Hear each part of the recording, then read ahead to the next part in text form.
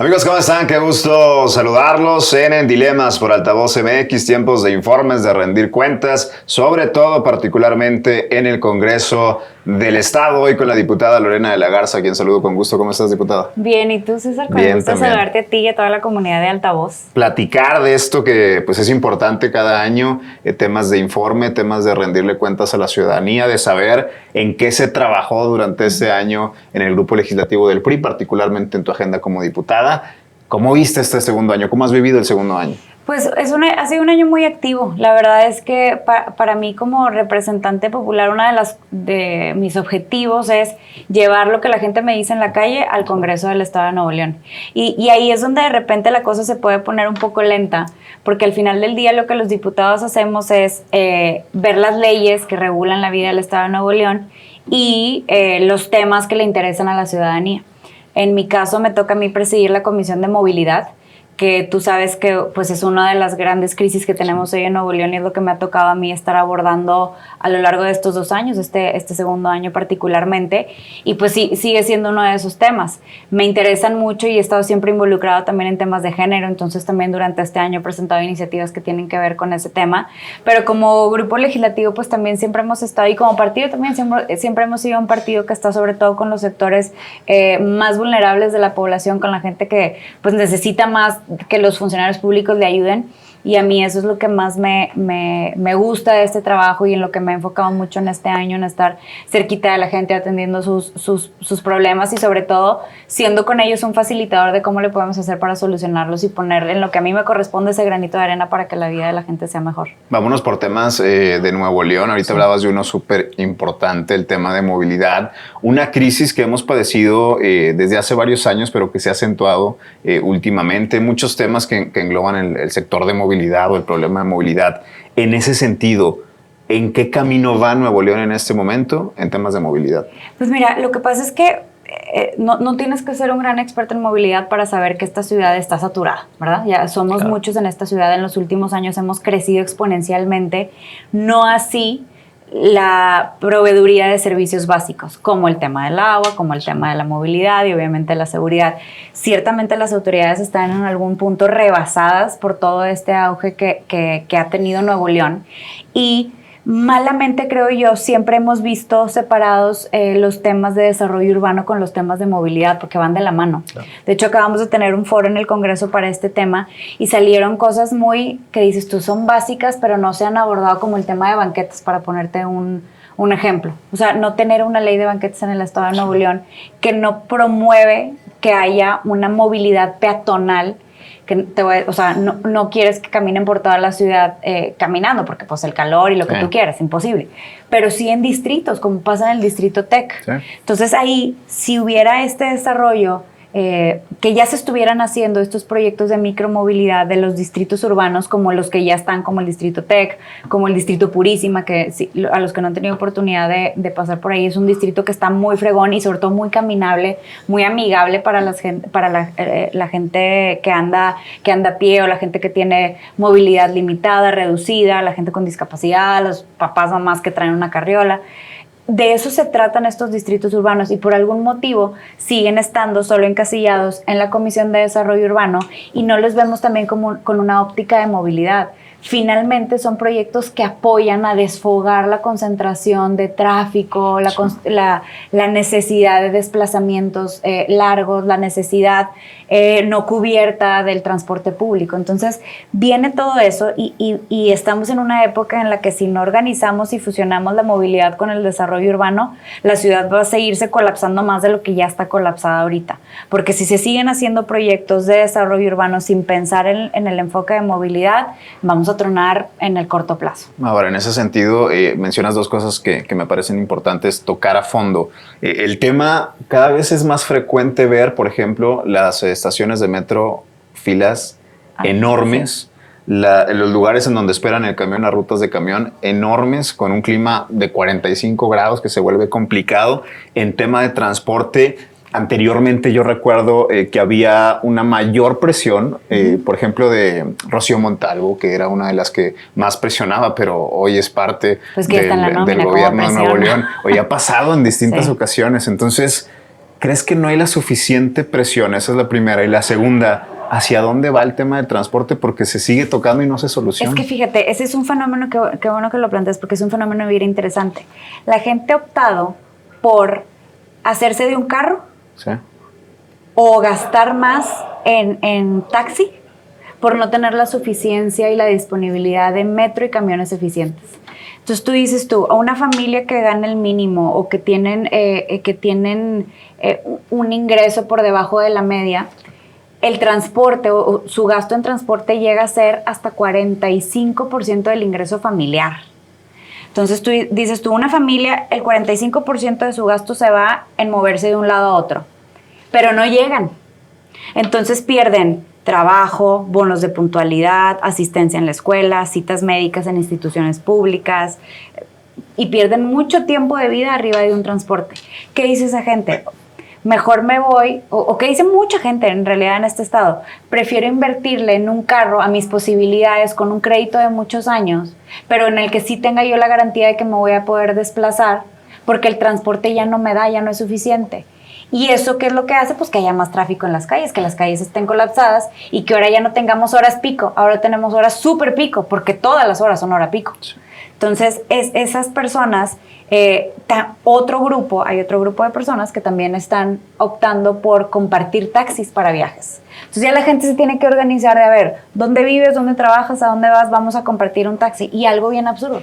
En la ley venía que esas formas de taxi de utilizar transporte son ilegales. Entonces me reporta la gente que, oye, me subo para compartir un taxi porque vamos de esta distancia acá y pues todos trabajamos por la zona y llega alguien del Instituto de Movilidad y nos bajan nosotros y le quita el carro al que nos da ese servicio porque es ilegal. Pues sí, es ilegal, pero es una necesidad que tiene la gente porque en las rutas de camiones que hay no son suficientes y la gente se da su habilidad de cómo le hago para desplazarme.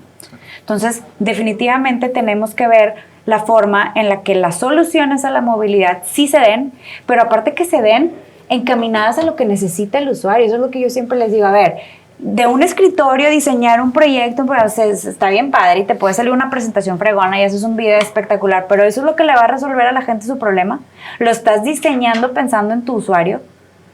Entonces, es lo que tenemos que estar haciendo. ¿Cómo le está haciendo la gente? ¿Cómo se está movilizando?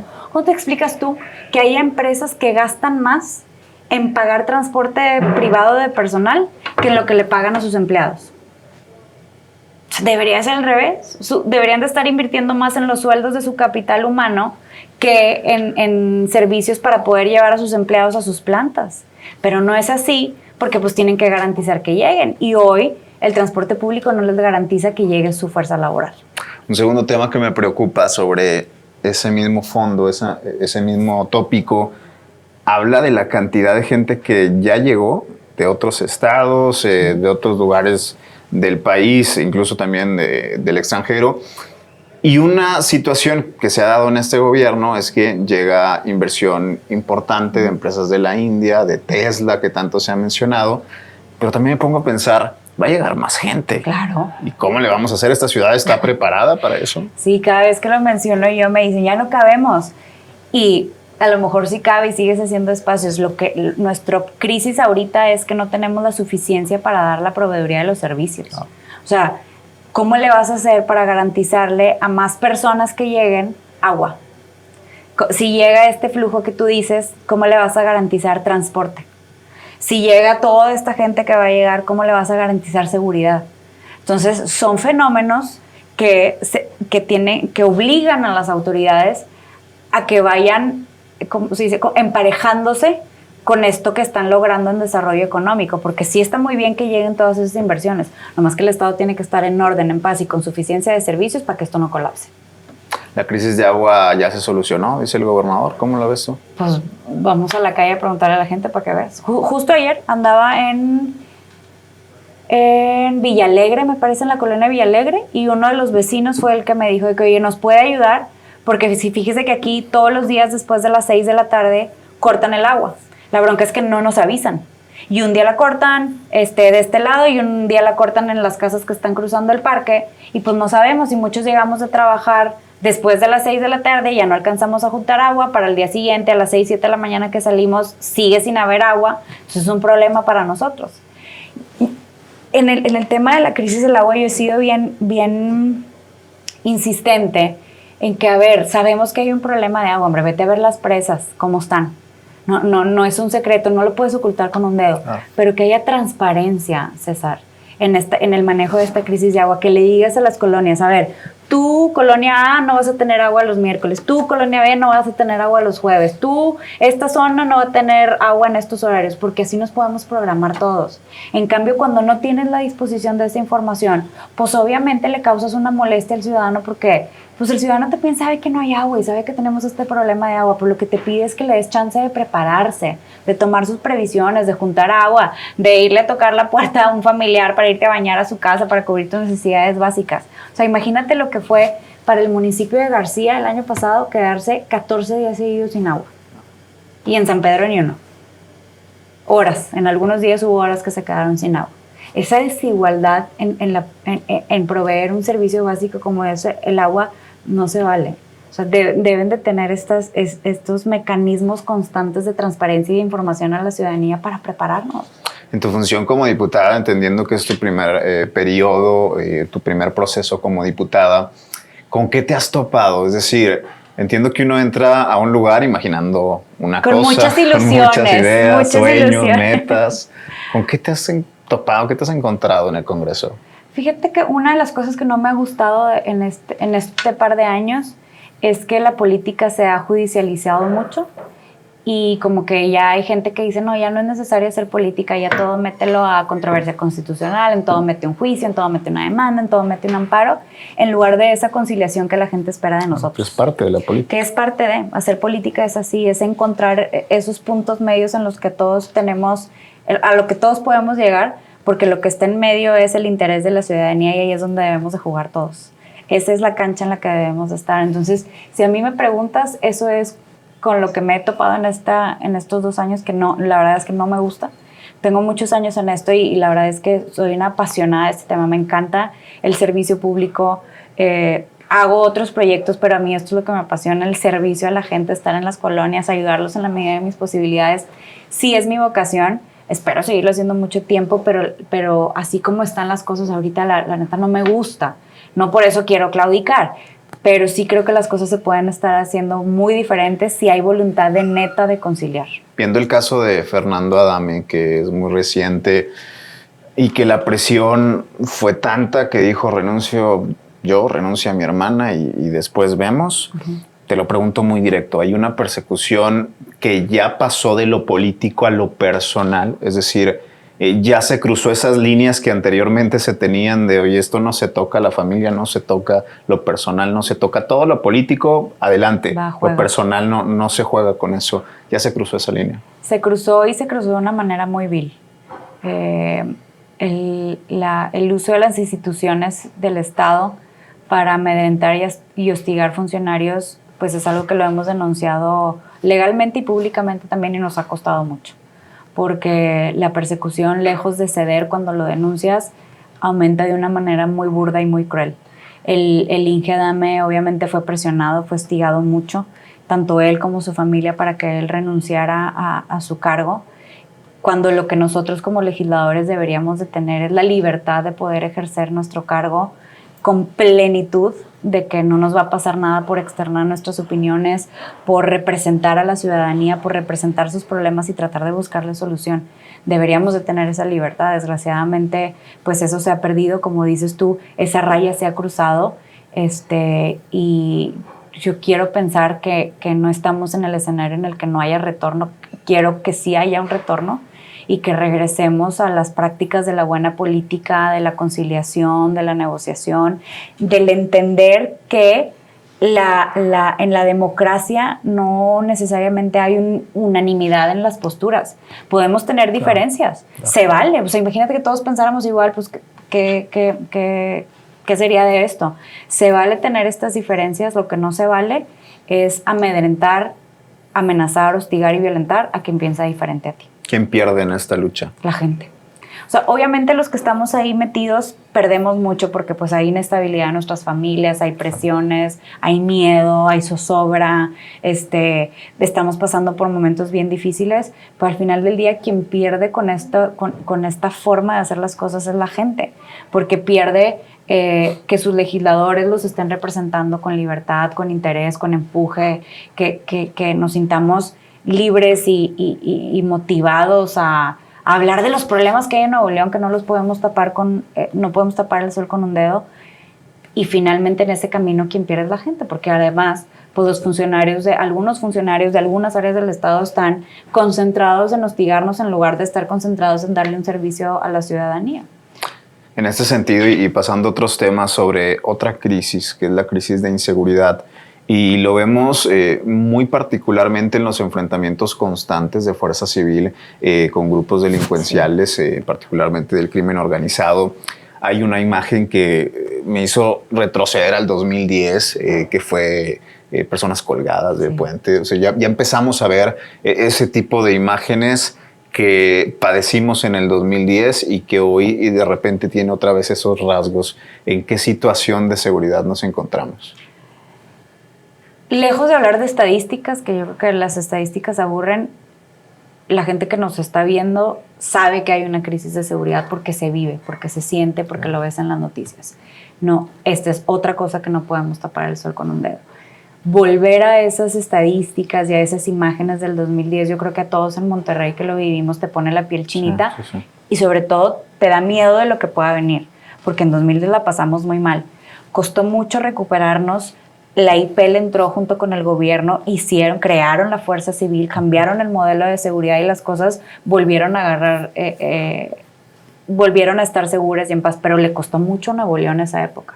Y lo que nosotros no queremos es regresar a eso y pareciera que estamos en la antesala de volver a padecer como estado lo que padecimos en 2010.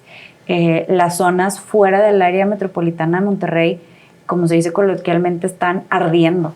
Están calientísimas. Las policías municipales carecen de elementos y de herramientas para poderle hacer frente al crimen organizado que no respeta protocolos, leyes, que no respeta si son zonas transitadas o zonas abandonadas y que están armados de una manera, están fuertemente armados contra policías municipales que no lo están. Entonces, ahí hay obviamente un área de oportunidad que se tiene que atender. Le tenemos que dar seguridad y motivación a los elementos de protección civil. Por eso cuando nos vetaron la iniciativa para pensionar a las familias de elementos caídos en el cumplimiento de su deber, dijimos, ¿cómo? Pues si lo que queremos es que nuestros elementos estén bien envalentonados y bien motivados a salir y literalmente dar la vida por Nuevo León, porque ahorita hay elementos que han dado la vida por Nuevo León, por protegernos a nosotros. Porque hay enfrentamientos en la zona citrícola, en la zona límite con el estado de Tamaulipas, acá en el Valle de las Salinas. A ver, hemos visto casos de sustracción en grupos masivos de personas, gente que desaparece, que llegan a un lugar, en uno de estos municipios, se llevan a un grupo de chavos y nadie vuelve a saber de ellos. Y a mí lo que me preocupa es que yo no veo la alarma de la ciudadanía.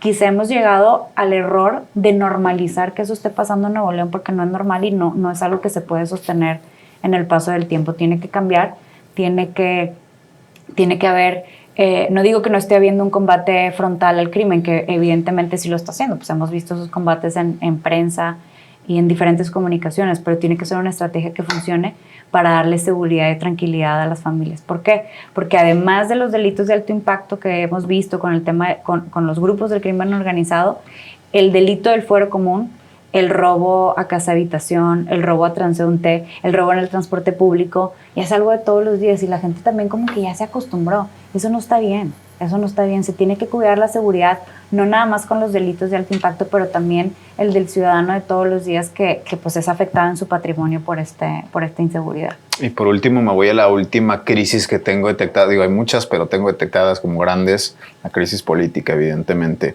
y te lo pregunto de ambos lados. Si quieres decir la del medio ambiente. Pero hay varias, por eso decía que hay varias. Por un lado está la postura del gobernador, por otro lado la postura del legislativo, particularmente del PRI y del PAN. ¿Qué tiene que hacer cada uno desde sus lados, desde tu óptica, para que esta crisis pues al menos tenga una tregua, ¿no? Por el bien de los ciudadanos. Por el bien de los ciudadanos. Mira, nosotros hemos atendido esos llamados a la conciliación y nos han dejado plantados. Ayer mismo el director de Cómo Vamos lo decía, hay una persona sobre quien está el poder de que las cosas en Nuevo León estén en tranquilidad y en paz, pero esa persona se tiene que sentar en la mesa. Y tiene que haber no nada más un llamado a la paz, sino una serie de acciones que demuestren que quieres ese proceso de paz. Porque tú no puedes estar llamando a la paz mientras tienes a tus diputados en calidad de rehenes, con clausuras de negocio, con hostigamiento, con demandas, con diciendo calumnias en medios de comunicación. Tiene que ser de neta ese llamado a la paz. Ahora ya para cerrar, de este último año que viene en el proceso, ¿qué tiene que hacer el Congreso del Estado para atender desde su función, desde su óptica, estas crisis? Es decir, ¿qué está en la cancha del Congreso como reto para el último año?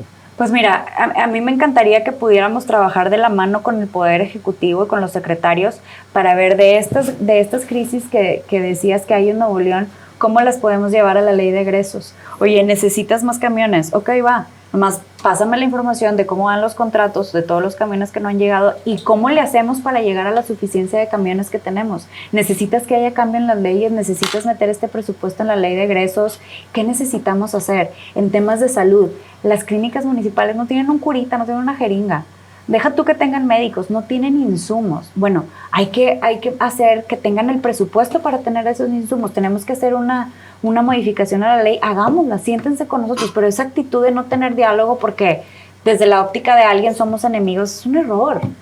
Debemos de trabajar como aliados en la construcción de Nuevo León. O sea, entendiendo que en el camino puede haber diferencias, pero tiene que haber más cordura y habilidad política para poder salir de esas diferencias, para no fregarte a la gente de Nuevo León. En muchos temas también, las escuelas tienen grandes problemas en Nuevo León, en infraestructura, en mantenimiento de escuelas que se están cayendo, y eso tiene que ver con un impacto presupuestal, que viene en la ley de egresos que votamos los diputados. Entonces siéntate con los diputados, enséñales, dile, oye, mandé a hacer una radiografía, fíjate que de las 10 escuelas que tengo, 8 están en esta situación, para poder subsanar esto, necesito este presupuesto, vamos a modificar la ley de egresos de cómo viene, quita el aquí, ponle allá, para unos van a ser en construcción, otros van a ser en mantenimiento, en este rubro, muévele, pero pues no hay ni siquiera ese acercamiento. A mí se me hace, pues muy ilógico, muy inmaduro que se esté en esa posición de, no, ellos son de otro partido, entonces no les hables, no les invites a tus eventos, no les hables, no les des información, no les hagas caso cuando te mandan un reporte de un ciudadano. Debería ser al revés. Ahí está la diputada Lorena de la Garza, hoy en Dilemas por Altavoz MX. Gracias, diputado. Gracias a ti. Nos vemos en la siguiente.